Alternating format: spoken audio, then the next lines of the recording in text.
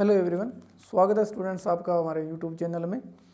तो आज हम डिस्कस करेंगे वेरिएशनल प्रॉब्लम से रिलेटेड कुछ क्वेश्चंस की टाइप जो हमने पीछे आइलर्स इक्वेशन क्या की थी, ड्राइव कर ली थी, उसी का यूज़ करके आज हम ये क्वेश्चन देखते हैं कि क्वेश्चंस किस तरह से आपसे पुटअप हो सकते हैं। तो फर्स्ट क्वेश्चन में क्या पूछा जा रहा है कि find the extremal of the functional this. ये आपको फंक्शनल दिया है, वो मैंने पहले ही बताया था वहाँ पे कि जब भी आपको फंक्शनल दिया जाएगा, यहाँ पे आपको कोई फंक्शन दिया जाएगा एक्स वाई वाई डैश का, ठीक है, और उसके लिए एक्सट्रीमल यानी कि मैक्सिमा या मिनिमा वाला जो फंक्शन होगा या कर्व होगा उसकी डिमांड की जाएगी। तो वहाँ पे यही पूछा जा रहा है, ठीक है। तो हमें पता है कि इसके अंदर जो भी वाई इसके लिए एक्सट्रीमल मिलेगा उसको आइलर इक्वेशन सेटिस्फाई करवानी पड़ेगी, ठीक है। तो सबसे पहले इस क्वेश्चन की स्टार्टिंग हम कहाँ से करेंगे, बाय आइलर इक्वेशन। तो एफ का partial derivative with respect to Y minus derivative of X और एफ का partial derivative with respect to Y dash is equal to 0। ये हमारी मेन जो आइलर इक्वेशन थी वो ये है, ठीक है। लेकिन इसी के अंदर मैंने एक टाइप और करवाई थी कि अगर आपको स्पेशली इस फंक्शन को देख के पता चल रहा हो कि आपका जो फंक्शन है वो वाई से क्या है, इंडिपेंडेंट है, ठीक है।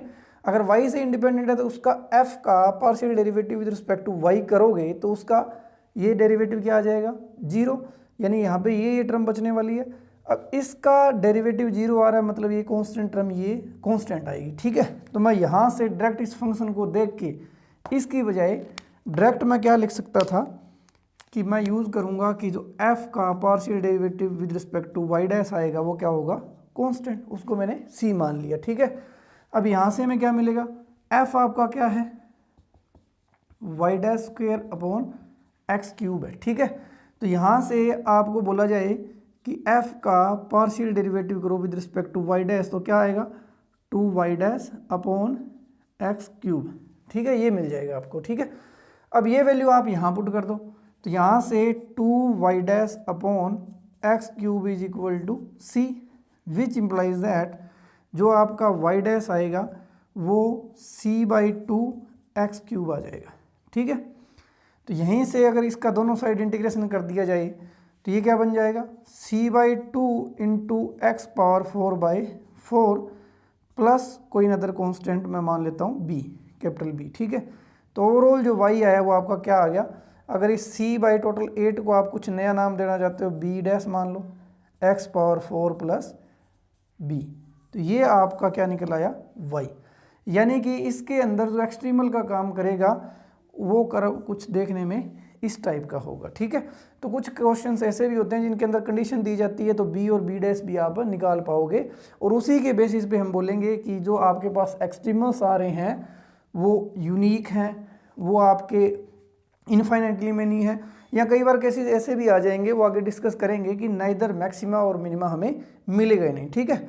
तो ये हमारा फर्स्ट क्वेश्चन हो गया जिसमें आप डायरेक्टली शॉर्ट फॉर्म करके ईजिली इस क्वेश्चन को कर सकते थे, ठीक है।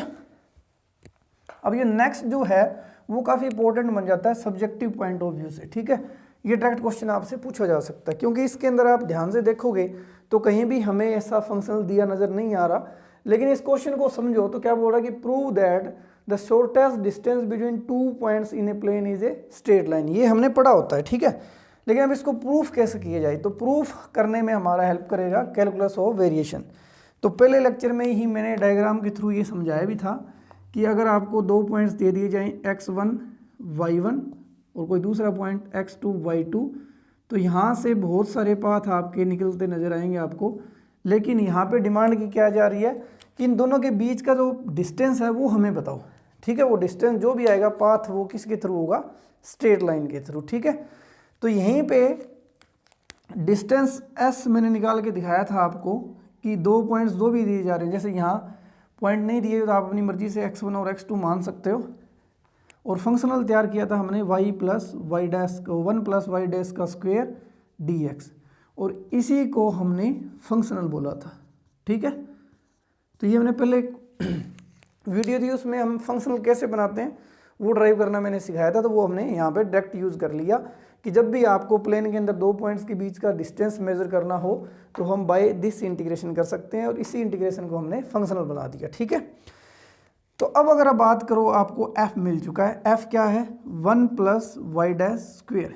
तो वहाँ तो वैसे तो डायरेक्टली रिजल्ट है, लेकिन यहाँ पे प्रूफ करने की बात बोल रहा है कि मैंने पहले बताया था कि जो 5th फॉर्म मैंने करवाई थी कि जब आपको पता चल जाए कि जो आपका फंक्शनल है वो only function of Y dash है, तो वहाँ आप डायरेक्टली बोल सकते हो कि इसका जो कर्व आएगा वो यही आने वाला है। लेकिन यहाँ पे प्रूव की बात हो रही है तो हम इसको डायरेक्टली नहीं करेंगे, एज यूजुअल जो हमारी आइलर इक्वेशन है उसके थ्रू ही हम जाएंगे। तो यहाँ से देखो अब एफ है, अब अगर इसको यूज़ करना चाहो तो इसके अंदर कहीं भी आपको वाई नज़र नहीं आ रहा, तो मैं कौन सी इक्वेशन यूज़ कर सकता हूँ जो भी हमने फर्स्ट क्वेश्चन में ड्राइव की थी, एफ का वाई डैश के विद रिस्पेक्ट डेरिवेटिव क्या हो जाएगा, कांस्टेंट, ये यूज़ कर सकते हो। क्योंकि जो आइलर इक्वेशन है वो क्या है, एफ का वाई के with respect derivative with respect to f का y dash is equal to 0। तो वाई इसमें है नहीं, ये तो 0 आ जाएगा, माइनस डेरिवेटिव हो रहा होगा एफ का with respect to Y dash, वो मैंने कर लिया। अब इसका डेरिवेटिव 0 आ रहा होगा, मतलब ये क्वांटिटी क्या है, कांस्टेंट। ठीक है, अब इस एफ की हेल्प से हम ये ड्राइव कर लेंगे, तो ये क्या निकल के आएगा, 1/2 वाई डैश स्क्वायर, और ऊपर वाई डैश स्क्वायर का करोगे तो 2 वाई डैश, ये हो गया cancel, is equal to constant. अब अगर आप ध्यान से देखो ये Y dash upon 1 plus Y dash का स्क्वायर कांस्टेंट क्वांटिटी आ रहा है, तो यहाँ से डायरेक्टली आप बोल सकते हो कि इसका मतलब यही हुआ कि वाई डैश कुछ कांस्टेंट है, क्योंकि अगर वाई डैश वेरी करा तो वो कांस्टेंट आ नहीं सकता। तो अगर ये Y dash upon Y dash का स्क्वायर जो है वो कांस्टेंट आ रहा है इसका कैलकुलेशन करने के बाद, तो वो वहीं से आ सकता है जब वाई डैश क्या हो जाए, कांस्टेंट। ठीक है, अब आप दोनों साइड क्या कर दो, इंटीग्रेशन कर दो, तो ये वाई सी का इंटीग्रेशन सी एक्स प्लस डी। तो इस तरह से हमने ड्राइव कर लिया कि जब आपको दो पॉइंट्स के बीच में डिस्टेंस निकालना हो तो वो शॉर्टेस्ट पाथ किसके थ्रू मिलेगा, आपको एक स्ट्रेट लाइन के थ्रू मिलने वाला है। ठीक है जी, नेक्स्ट क्वेश्चन हमारे पास student, find the curve passing through the points x1 y1 x2 y2 which when rotate about the x axis gives a maximum surface area. यानी कि हमसे एक ऐसे कर्व की डिमांड की जा रही है जो इन दो गिवन पॉइंट से पास हो रहा हो, और जो भी कर्व है उसको अबाउट x एक्सिस रोटेट करके एक सरफेस बनाया गया है, और उसका जो एरिया आएगा सरफेस एरिया वो क्या होना चाहिए, मैक्सिमम।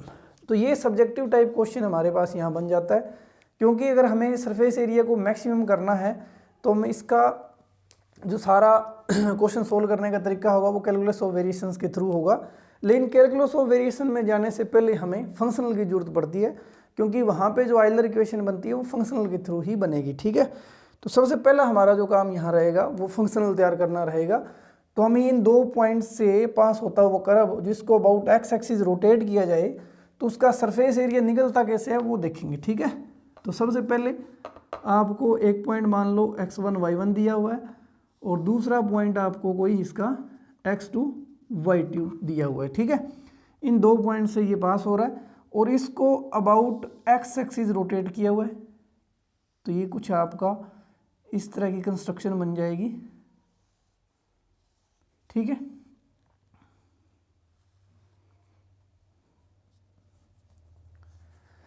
ये आपका सरफेस बन जाएगा कि दो पॉइंट से पास कर्व हो और उसको अबाउट एक्स एक्सिस क्या कर रहा हो, रोटेट करना हो। ठीक है, अब हमें क्या चाहिए, इसका सरफेस एरिया निकालना है।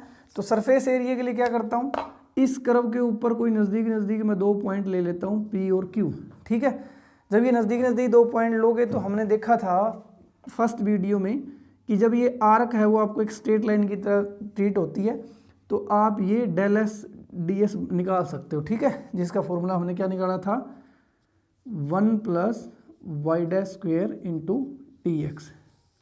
तो हमें ये डी एस मिल गया। अब इस डी एस की हेल्प से मैं क्या करता हूँ, इस सरफेस के ऊपर एक स्ट्रिप बना लेता हूँ। ठीक है, अब हम इस स्ट्रिप का जो एरिया है वो निकालते हैं कि स्ट्रिप का एरिया किस तरह से फाइंड आउट करा गया। कि इस स्ट्रिप का एरिया हमें पता चल जाता है, तो इस स्ट्रिप को हम x1 से x2 के ऊपर मूव करके टोटल सरफेस एरिया बना सकते हैं। ठीक है, तो इस स्ट्रिप को अगर ध्यान से देखोगे तो ये सिलेंड्रिकल स्ट्रिप आपको नज़र आएगी, क्योंकि P और Q को हमने इंस्टेंटली स्मॉल और नज़दीक नज़दीक लिया हुआ है।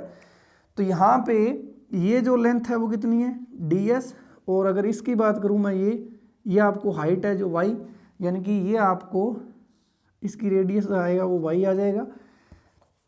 ठीक है, अब ये अगर सिलेंड्रिकल स्ट्रिप है तो इसका एरिया क्या आएगा, 2 पाई आर एच। आर क्या है, y, और h क्या है, ds। ठीक है, तो ये छोटी सी स्ट्रिप थी, इसके एरिया को मान लेता हूँ ये डेल ऑफ ए है। यहाँ पे ds की वैल्यू पुट कर देंगे तो 2 पाई वाई अंडर रूट के अंदर 1 वाई डैश स्क्वेयर dx। ये आपका इस स्मॉल सिलेंड्रिकल स्ट्रिप का सरफेस एरिया आ जाएगा। लेकिन मेरे को क्या चाहिए, टोटल सरफेस एरिया। तो टोटल सरफेस एरिया निकालने के लिए मैं क्या करूँगा, ये जो आपकी क्वांटिटी यहाँ आई है इसको हम x1 से x2 के ऊपर इंटीग्रेट कर देंगे। तो ये आपके पास फंक्शनल तैयार हुआ। तो सबसे पहला काम जो हमारा रहता है कि आपको कोई भी स्टेटमेंट दी जाती है तो उसके कोरस्पोंडिंग आपको मैक्सिमम या मिनिमम एरिया या लेंथ निकालने के लिए आपको फंक्शनल की जरूरत पड़ेगी। तो अब इसको आप फंक्शनल मान सकते हो क्योंकि ये क्या है, फंक्शन ऑफ फंक्शंस है। तो ये आपका फंक्शनल मिल गया, ठीक है। अब यहाँ से अगर f को बात करो, f निकालो, तो इसको मैं 2 पाई को बाहर निकाल देता हूँ। 2 pi y under root 1 plus Y dash square dx x1 से x2। तो f आपका क्या आएगा, y 1 plus Y dash square, ठीक है।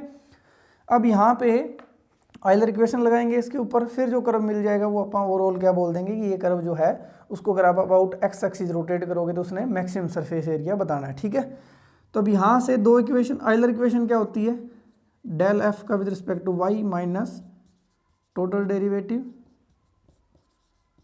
Is equal to 0। या फिर इसी के अंदर हम एफ के अंदर ध्यान से देखो तो इसमें एक्स प्रेजेंट नहीं है, तो मैंने एक इक्वेशन और भी बताई थी, f minus Y dash f का partial derivative with respect to y dash is equal to constant. इन दोनों में से आप कोई भी इक्वेशन यूज कर सकते हो। अगर आप इसकी हेल्प से सोल्व करोगे तो यहाँ पे थोड़ा सा कॉम्प्लिकेटेड काम हो जाएगा। क्यों? क्योंकि जब आप f का with respect to y dash करोगे तो डिनोमिनेटर के अंदर भी कुछ टर्म आएगी, फिर आप उसको डेरिवेटिव करोगे टोटल, तो ऊपर y पड़ा होगा नीचे y डैश, तो वहाँ से थोड़ा कॉम्प्लिकेटेड काम हो जाएगा। तो हम क्या करेंगे, इसकी हेल्प से इस क्वेश्चन को सोल्व करेंगे ताकि ईजिली हमारी कैलकुलेशंस हो जाए। तो f की वैल्यू क्या है, y under root 1 plus Y dash square minus Y dash के साथ मल्टीप्लाई किया हुआ है, f हमारा ये है। तो यहाँ से आप f अपॉन वाई डैश निकालोगे तो वो क्या आएगा, Y dash upon under root के अंदर 1 प्लस वाई डैश स्क्वेयर, क्योंकि जो इसका 2 आएगा अंडर रूट वाला वो ऊपर 2 वाई डैश से कैंसिल हो जाएगा। तो ओवरऑल ये आ गया आपका। तो वाई डैश पहले से प्रेजेंट है और वाई डैश की मल्टीप्लाई करोगे तो वाई डैश स्क्वेयर बन जाएगा, और नीचे 1 plus Y dash square is equal to something constant c लिया हुआ है, ठीक है। इसको सोल्व करोगे तो ये आएगा y 1 plus Y dash square minus Y dash square is equal to c into 1 plus Y dash square का अंडर रूट। तो यहाँ से y आ गया, Y dash square minus Y dash square is equal to c under root 1 plus Y dash square. यहाँ से ये cancel होगी टर्म। तो ओवरऑल देखा जाए तो y is equal to c under root 1 plus Y dash square. तो इसको सबसे पहले आपको यहाँ क्या करना पड़ेगा, अंडर रूट को रिमूव करना पड़ेगा। तो रिमूव करने के लिए दोनों साइड स्क्वेयरिंग कर दो, तो ये आएगा Y square c square 1 plus Y dash square, ठीक है। तो यहाँ से ये आएगा Y square upon C square is equal to 1 plus Y dash square. यहाँ से ये मिलेगा आपको Y dash square is equal to 1 को इधर ले आओ, तो ये आएगा वाई स्क्वेयर माइनस सी स्क्वेयर अपॉन सी स्क्वेयर, ये आ जाएगा। ठीक है जी। अब अगर मैं अंडर रूट को हटाऊँ यहाँ से तो वाई डैश आपको मिलेगा क्या, अंडर रूट के अंदर वाई स्क्वेयर माइनस सी स्क्वेयर अपॉन सी, और ये क्या आ जाएगा ओवरऑल। वहाँ से अगर आप ध्यान से देखो तो हमें मिला d y upon d x is equal to y square minus C square upon C.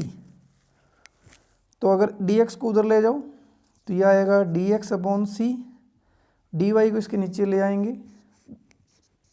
Variable separable method से यहाँ पे हम डिफरेंशिएशन को अलग अलग करके इंटीग्रेट करेंगे दोनों साइड।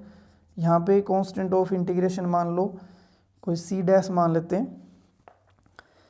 अब इसका तो इंटीग्रेशन आ जाएगा X by C plus C dash, इसका इंटीग्रेशन क्या होगा, ये integration cos hyperbolic inverse of Y का होता है, आप इसको ध्यान रख सकते हो, ठीक है। तो यहाँ से y की वैल्यू क्या आएगी, यहाँ y की वैल्यू आएगी cos of x plus C dash, ये आपका सॉरी कोस हाइपरबोलिक, ये आपका कर्व निकल आएगा। ये कर्व जो होगा वो इसके लिए एक्सट्रीमल का काम करेगा कि जब आपने सरफेस एरिया को क्या करना है, मैक्सिमम या मिनिमाइज करना है, तो जो y चाहिएगा जो इसकी आइलर इक्वेशन को सेटिस्फाई करके आया है वो कुछ ये निकल के आएगा, cos hyperbolic x by C plus C dash. इसको कैटनरी शेप बोला जाता है, ठीक है, कैटनरी। तो ये डायरेक्ट ऑब्जेक्टिव में भी आपको याद रखना है, डायरेक्ट क्वेश्चन पूछ लिया जाता है कि उस कर्व का नाम बताओ जिसको हम 2 points x1 y1 x2 y2 points दिए हों और अबाउट x एक्सिस रोटेट करके जो आपकी एक डायग्राम निकल के आता है, जो सरफेस निकल के आता है, उसको क्या बोलते हैं, कैटनरी शेप उसकी होती है, ठीक है। तो ये हमारा कैलकुलस और वेरिएशंस का काफ़ी अच्छा क्वेश्चन था जो सब्जेक्टिव में पूछा जा सकता है।